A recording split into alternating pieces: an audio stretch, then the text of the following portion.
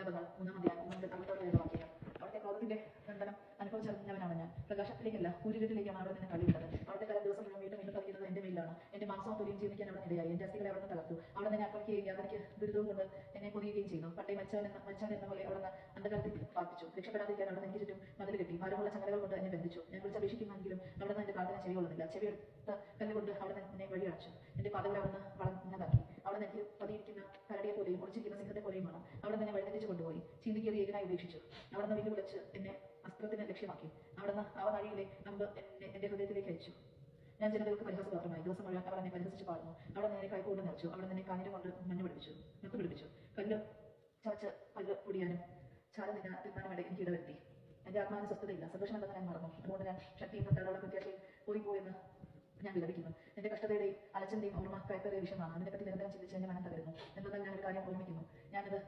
അതെനിക്ക് പ്രത്യാശ തരുന്നു. കർത്താവിന്റെ സ്നേഹം ഒരിക്കലും വിസ്തമിക്കുന്നില്ല. അവിടുത്തെ കാര്യം അവസാനിക്കുന്നില്ല. ഓരോ പ്രകൃതത്തിലും അത് പുതിയതാണ്. അവിടുത്തെ വിശ്വസ്തത ഉന്നതമാണ്. കർത്താവാണ് എന്റെ ഓഹരി. എവിടുന്നാണ് എന്റെ പ്രത്യാശ എന്ന് ഞാൻ പറയുന്നു. ഞാൻ കാത്തിരിക്കുന്നവർക്കും തന്നെ തേടുന്നവർക്കും കർത്താവ് നല്ലവനാണ്. കർത്താവിന്റെ രക്ഷയെ ശാന്തമാക്കി കാത്തിരിക്കുന്നത് ഉത്തമം. യൗവനത്തിൽ മുഖം വഹിക്കുന്നത് മനുഷ്യന് നല്ലതാണ്. അവിടെ അവന്റെ മേൽ വയ്ക്കുമ്പോൾ അവൻ ഏകനായി മൗനമായിരിക്കട്ടെ. അവൻ മുഖം മണ്ണിൽ കൊടുത്തിട്ടെ. ഇനിയും പ്രത്യാശയ്ക്ക് വകയുണ്ട്. അവന്റെ കവിൾത്തടം തല്ല് ഏറ്റുവാങ്ങട്ടെ. നിന്ദനം കൊണ്ട് അവൻ നിറയട്ടെ. എന്നാൽ കർത്താവ് എന്നേക്കുമായി ഉപേക്ഷിക്കുകയില്ല. അവിടെ വേദനിപ്പിച്ചാലും തന്റെ കാരുണ്യത്തിരികത്തിന് അനുസൃതമായി ദയ.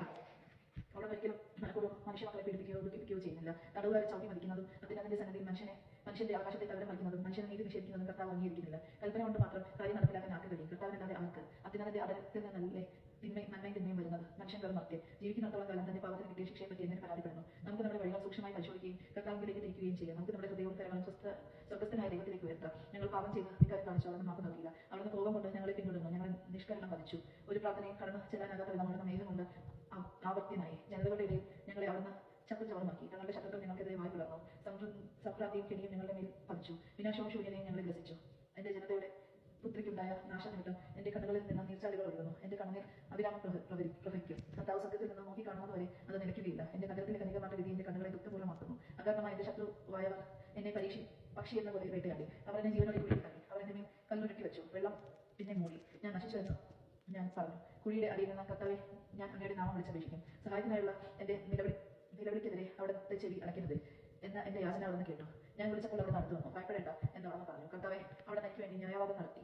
അവിടുന്ന് എന്റെ ജീവനെ രക്ഷിച്ചു. കർത്താവെ, എനിക്ക് എന്റെ ദ്രോഹം അവിടുന്ന് കണ്ടു. എനിക്ക് വേണ്ടി നീതി നടത്തി തരണമേ. അവരുടെ പ്രതികാരം അവർ എനിക്ക് വേണ്ടി വെച്ച കെണികളും അവിടുന്ന് കണ്ടു. കർത്താവെ, അവരുടെ നിന്ദകളും ദുരാലോചനകളും അവിടുന്ന് കേട്ടു. എന്നെ ആക്രമിക്കുന്നവരുടെ വാക്കുകളും വിചാരങ്ങളും ദിവസം മുഴുവൻ എനിക്കെതിരായിട്ടാണ്. അവരുടെ ഇരിപ്പ് നിൽപ്പും അവിടുന്ന് കാണണമേ. ഞാനാണ് അവരുടെ പരിഹാസകായ ഗാനങ്ങളുടെ വിഷയം. കർത്താവെ, അവരുടെ പ്രവർത്തികൾക്ക് പ്രതിഫലം നൽകണമേ. അവരുടെ ഹൃദയത്തെ മരവിപ്പിക്കണമേ. അവിടുത്തെ ശാപം അവരുടെ മേൽ പതിക്കട്ടെ. കർത്താവെ, കോപത്തോടെ അവരെ പിന്തുടർന്ന് അവിടുത്തെ ആകാശത്തിന് കീഴിൽ നിന്ന് നശിപ്പിക്കണമേ. ദൈവവചനം കേട്ടത് നമുക്ക് ദൈവത്തെ സ്തുതിക്കാം. ക്രിസ്ത്യാനിക്ക് സ്തുതി.